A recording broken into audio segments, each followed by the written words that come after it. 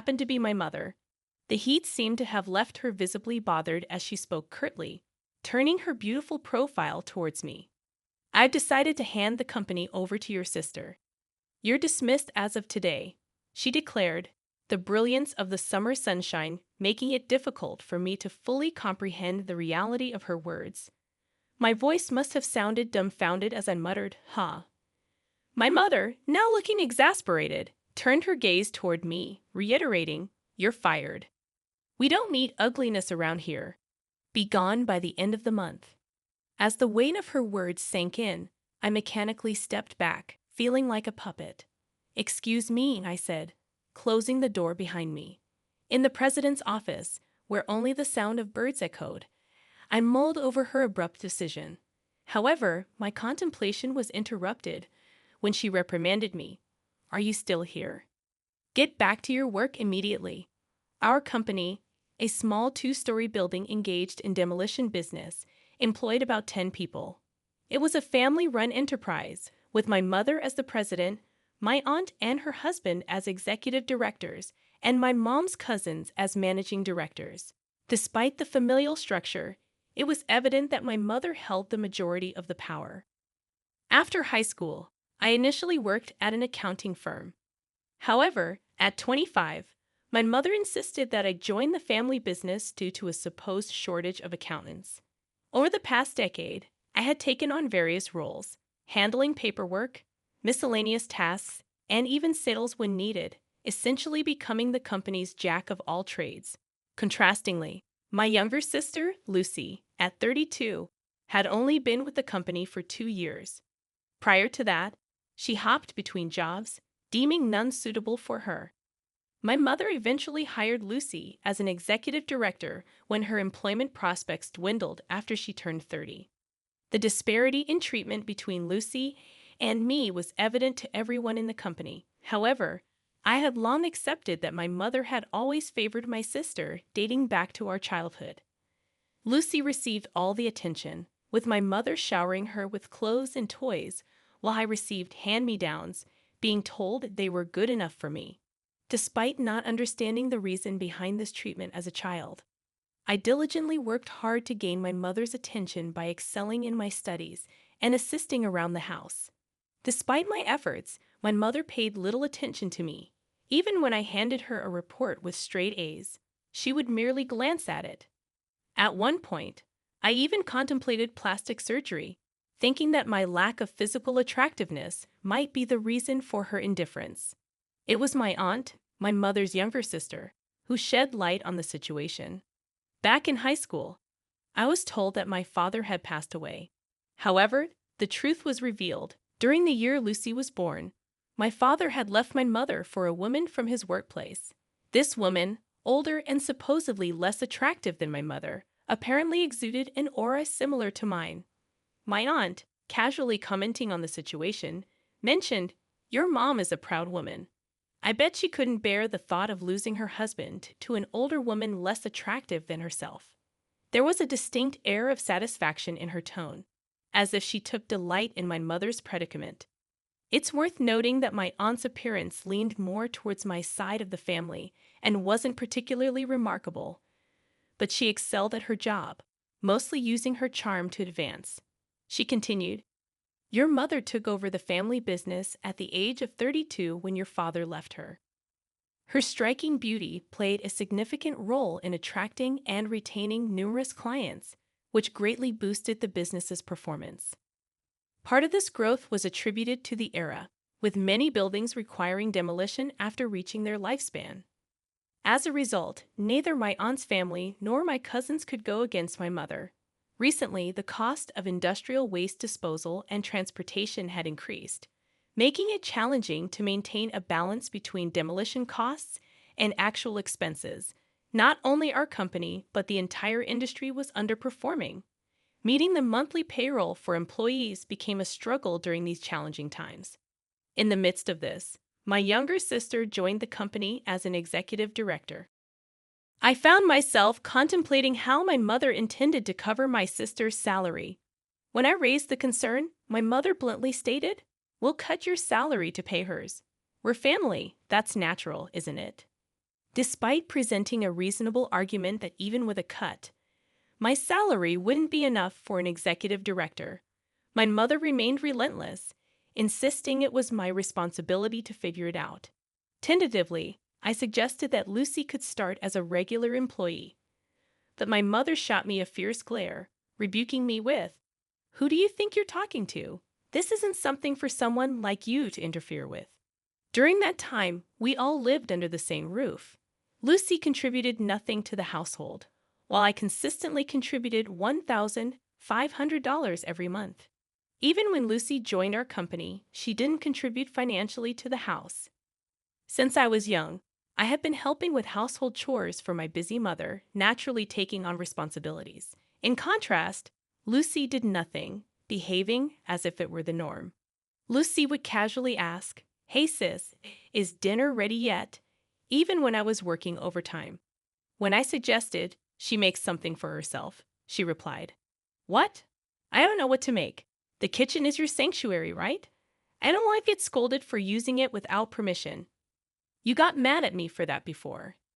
Using that past incident as an excuse, Lucy never attempted to cook, clean up after herself, or put things back where they belonged. It became apparent that she was holding a grudge, using it as an excuse to avoid any form of responsibility or contribution. Reluctantly, I'd often found myself coming home to prepare dinner and then heading back to the office to continue working. My mother, too, seldom cooked dinner. Even when I took the initiative to prepare meals, she would often choose to eat out, opting for whatever suited her cravings. However, with my mother frequently attending business meals with Lucy, the need for me to cook dinner had diminished. Unfortunately, the increase in entertainment expenses was now causing a new headache. At 63, my mother began complaining more about various aches and pains, exacerbated by her heavy drinking. It was during this time that I was called into the CEO's office and informed, "I'm handing the company over to Lucy.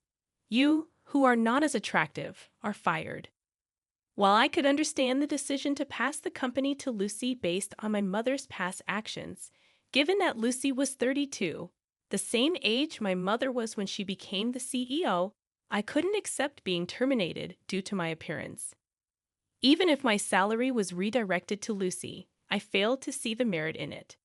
Seeking guidance, I consulted my aunt, only to discover that news of Lucy becoming the CEO had already spread among the employees. However, the news of my termination was a surprise to my aunt as well. After pondering for a bit, my aunt revealed that Lucy had been expressing dissatisfaction behind the scenes. Lucy didn't like the fact that even if she declared she would handle something at the company, everyone assumed it was okay because they could always ask me for help. Perhaps, my aunt suggested, that was part of the reason. However, I argued that people only stopped asking Lucy because she consistently delivered sloppy work. Lucy was notably incompetent, missing deadlines, making mistakes on the phone, and committing numerous typographical errors. Despite having some working experience, she seemed oblivious to her lack of ability, possibly because her beauty had always led men to cover up for her mistakes. Acknowledging this point, my aunt remarked, "That's true, but I think she sees you as a nuisance." Continuing, she lamented, "I never thought they would fire you. Without you, the company won't be able to function." Despite her evident concern, my aunt refrained from confronting my mother, knowing that it would be an unwinnable battle. I couldn't shake off the disgust of being blood-related to such an utterly unreliable family. Basically, I'm hated by both my mother and my sister, right? I expressed in a dark voice. Unsure of what to say, my aunt responded, "Well, my sister is indeed terrible, but don't you think you'd be better off working somewhere else? Given all the skills you have, it's a waste to stay here." She suggested that I quit, and in her eyes, a faintly kind light of kinship glowed. Standing in the car bathed in the red glow of the summer twilight, I stared blankly at the distant mirage and felt a sense of release. Maybe it's okay, I thought. Turning to my aunt, I said with a broad smile, "You're right." It was the first time since I joined the company that I'd smiled so refreshingly. My aunt, a little puzzled by my sudden change, returned a somewhat sorrowful smile. In the following days, I busied myself creating handover documents and sorting out files to ensure a smooth transition. The end of the month, the date of my resignation, came in the blink of an eye. When I went to the CEO's office on time, the sound of birds was no longer audible.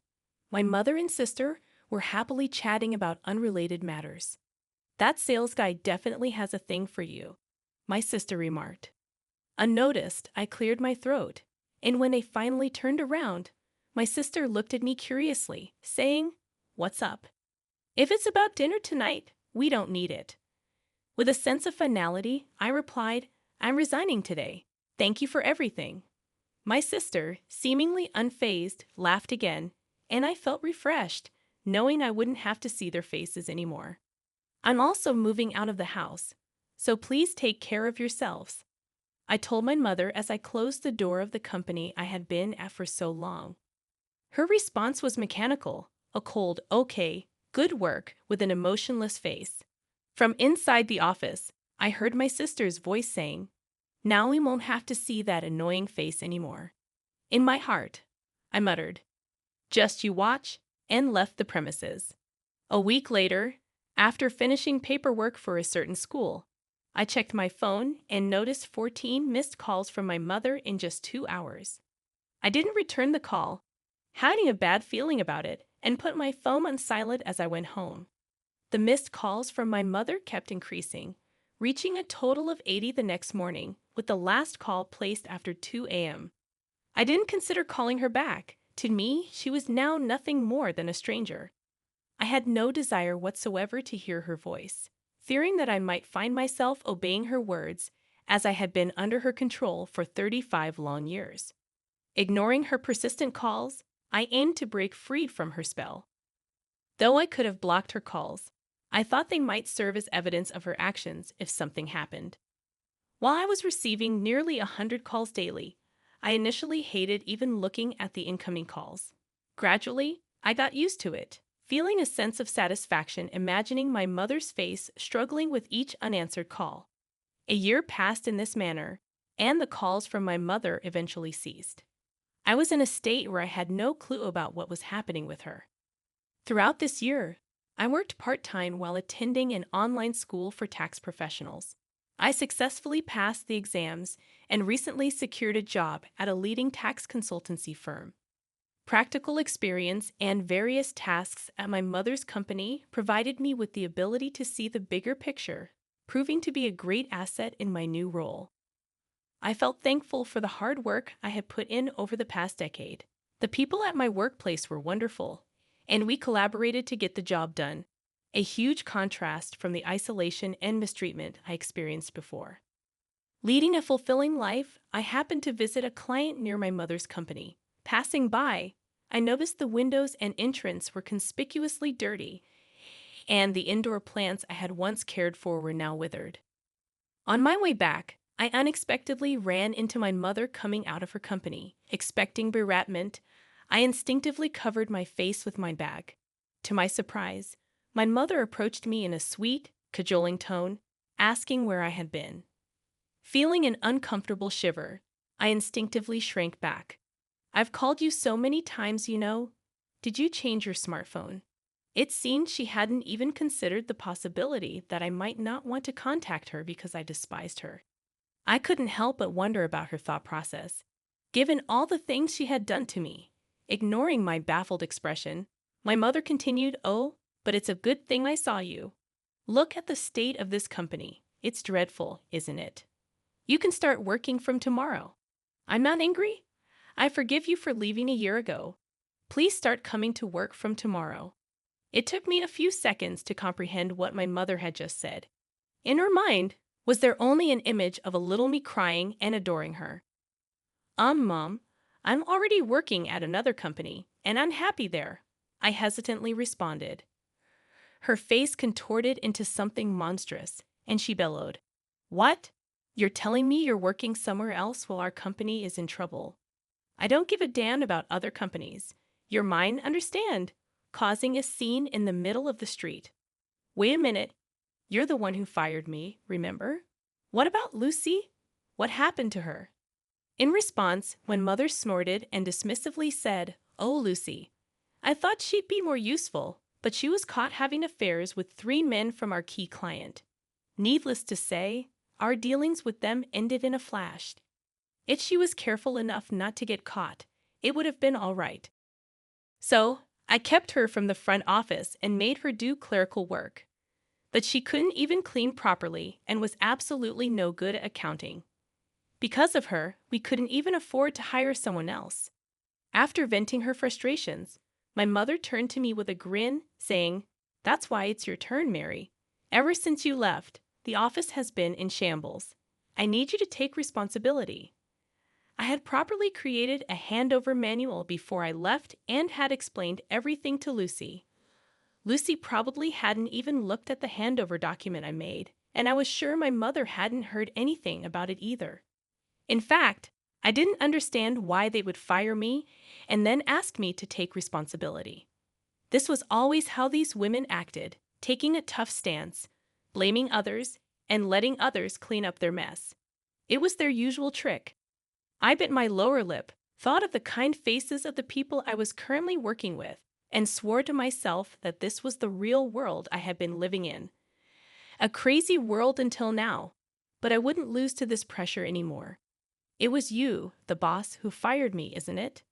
My mother seemed a bit startled by the change in my tone. "And the reason you fired me was because I'm ugly, right?" Before I knew it, a crowd had gathered around us, apparently intrigued by our argument.